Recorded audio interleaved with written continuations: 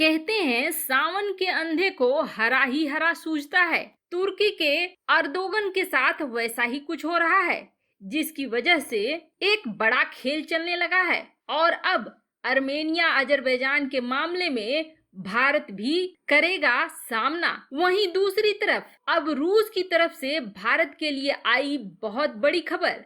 आइए जानते हैं इन खबरों को विस्तार से। दुनिया भर की खास खबरों को देखने के लिए अलग अलग वीडियो में भटकने की बजाय एक वीडियो में देखने के लिए चैनल को जरूर सब्सक्राइब करें। इस वक्त दुनिया के लगभग कई देश, यहाँ तक कि बड़े देशों की अर्थव्यवस्था गर्त में जा रही है। ऐसे में उन्हें कोई न कोई ऐसी चीज चाहिए जो उनकी अर्थव्यवस्था को अचानक से गति प्रदान कर दे, और इसके लिए वो कोई भी मौका छोड़ना नहीं चाहते हैं। जिस तरह से पूरी दुनिया में अभी हालात हैं, उसे देखें तो हथियारों का बाजार हो गया है गर्म, और इसमें सबसे बड़ा खरीदार बनकर उभर रहा है तो वह है भारत। भारत को MMRCA 2.0 की योजना के तहत 114 मल्टी रोल कॉम्बैट एयरक्राफ्ट चाहिए। किसी भी देश के लिए यह बहुत बड़ा ऑर्डर है, और इस ऑर्डर को पाने के लिए दुनिया के दिग्गज हथियार निर्माता कंपनी और हथियार निर्माता देश किसी भी तरह से इस ऑर्डर को लेने के लिए पूरा प्रयास कर रहे हैं। हाल ही में खबर आई थी, कैग की रिपोर्ट में यह कहा गया था कि फ्रांस के साथ जो कावेरी इंजन के लिए टेक्नोलॉजी के ट्रांसफर के लिए बात हुई थी, वह मदद और वह ट्रांसफर फ्रांस ने नहीं करा, जिसकी वजह से कावेरी इंजन का प्रोजेक्ट लटक गया। लेकिन बाद में कई तरह की चीजें निकलकर सामने आई और कहा गया कि फ्रांस भारत की हर मदद करने को तैयार है। यहाँ तक कि फ्रांस भारत के एमका प्रोजेक्ट में मदद तो करेगा ही, वहीं दूसरी तरफ अगर 36 और राफेल भारत खरीदता है तो फ्रांस राफेल की इंजन टेक्नोलॉजी भी भारत को दे देगा। फ्रांस की इतना कहते ही पूरी दुनिया में हथियार निर्माता कंपनियों के बीच में हड़कंप मच गया है, जिसके बाद लगभग हर देश अपने अपने ऑफर को लेकर सामने आ रहे हैं।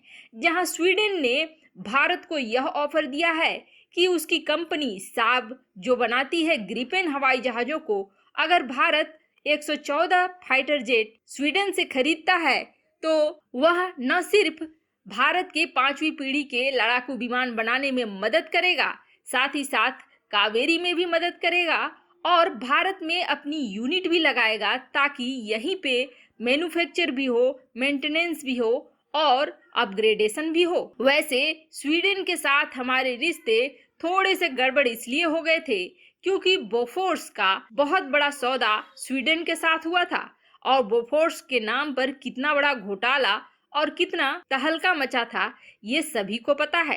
तब से स्वीडन के साथ व्यापारिक संबंध बहुत ही कम हो गए हैं। लेकिन प्रधानमंत्री मोदी के स्वीडन दौरे के बाद स्वीडन को यह उम्मीद जगी कि भारत उससे वापस व्यापारिक संबंधों को बहाल कर सकता है।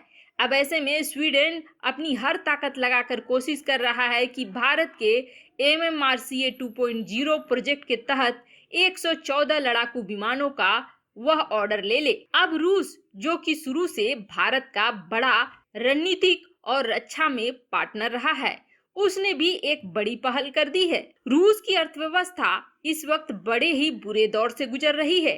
अमेरिकी प्रतिबंधों की वजह से रूस की अर्थव्यवस्था में बहुत ही ज्यादा गिरावट आई है।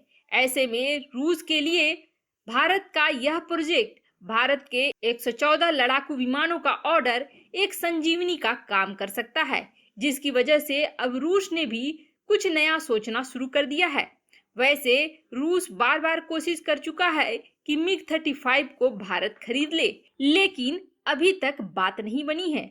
ऐसे में अब रूस यह कह रहा है कि वह भारत को MiG-35 की टेक्नोलॉजी भी ट्रांसफर करेगा, साथ ही साथ भारत को लाइसेंस दे देगा कि वह MiG-35 को बना सके और अपनी तरफ से बेच भी सके, जिस तरह से ब्रह्मोस के लिए लाइसेंस मिला है। हालांकि ये भारत पर निर्भर करता है कि भारत क्या 114 विमानों का ऑर्डर रूस को देता है। वहीं दूसरी तरफ दुनिया में बड़ा ही बवाल मचा हुआ है। आर्मेनिया और अजरबैजान आमने सामने आ गए हैं और अब उसमें भारत और तुर्की, रूस, इन तीनों के भी नाम आ रहे हैं।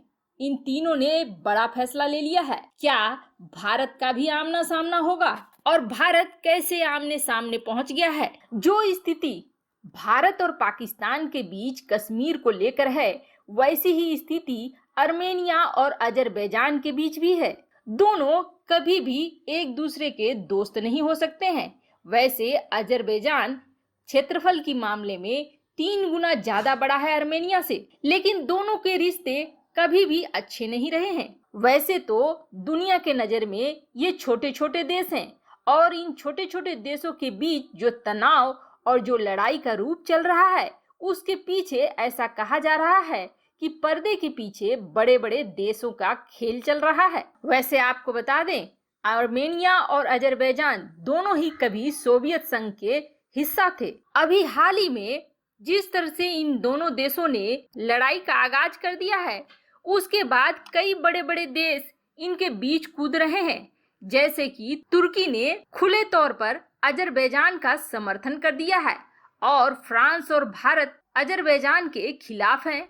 और साथ ही साथ भारत का रिश्ता तुर्की से भी अच्छा नहीं है। भारत का रिश्ता अर्मेनिया से काफी अच्छा रहा है, और कहीं न कहीं रूस भी अर्मेनिया के समर्थन में खड़ा है। वैसे तो दुनिया के सामने विश्व के ये सारे देश शांति की बातें कर रहे हैं, लेकिन अब इस लड़ाई में एक बड़ा किरदार निभाने वाले हैं भारत, तुर्की, रूस और फ्रांस। क्योंकि कहीं न कहीं अब वैश्विक मंच पर भारत को भी अर्मेनिया के समर्थन में आना पड़ सकता है। वैसे तो अर्मेनिया और अजरबैजान के बीच जो चल रहा है, उसका सीधा रिश्ता भारत के साथ नहीं है, लेकिन तुर्की के खिलाफ अर्मेनिया भारत का एक रणनीतिक साझेदार है, जिसकी वजह से अर्मेनिया का साथ देना भारत के लिए बहुत ही जरूरी है। वहीं तुर्की की महत्वाकांक्षा ऐसा लग रहा है जैसे तुर्की को लेकर डूब जाएगी, या इस लड़ाई को एक बड़ा रूप दे देगी, क्योंकि फ्रांस तो तुर्की से पहले से ही खफा है, और इसके बाद फ्रांस भी उतर आएगा। आपको क्या लगता है, भारत को अपने 114 लड़ाकू विमानों का ऑर्डर रूस को देना चाहिए? कमेंट कर अपनी राय जरूर बताएं।